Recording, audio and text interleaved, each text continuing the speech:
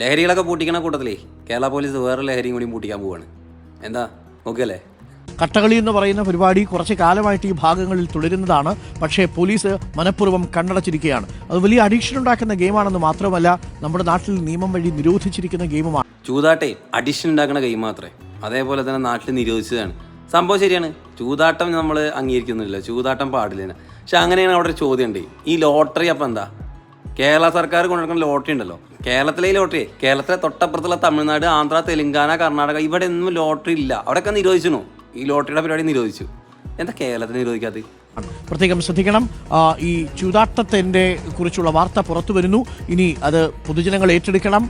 Police വേണ്ട രീതിയിൽ ഇടപെടുകയും വേണം. ക്ഷേത്രോത്സവങ്ങളെ ചൂതാട്ടത്തിന്റെ കേന്ദ്രങ്ങളാക്കി മാറ്റാൻ ഒരു കാരണവശാലും അനുവദിക്കരുത്. ദിവസേന പണിയെടുത്തുണ്ടാക്കുന്ന കൂലിയുടെ 3/4 ഭാഗവും ലോട്ടറിക്ക് വേണ്ടി ചെലവാക്കുന്ന മലയാളിയാണ് നമ്മൾ. നമ്മുടെ നാട്ടിൽ അങ്ങനത്തെ ആളുകൾ ഇഷ്ടം പോലെയാണ്. എന്നിട്ട് അതിന് നിർത്തലാക്കാനുള്ള എന്തെങ്കിലും പരിപാടി എടുക്കുന്നതിന് പകരം ഈ മാസത്തിൽ എന്തെങ്കിലുമൊക്കെ ഒരു ദിവസം എവിടെയെങ്കിലുമൊക്കെ ഒരു ചൂതാട്ടം നടക്കുന്നുണ്ടെങ്കിൽ അവരെ പിടിച്ച് ജയിലിടാനും കൊണ്ടെടുക്കാനൊക്കെ ഭയങ്കര കേമന്ത്രത്രയും തന്നെ.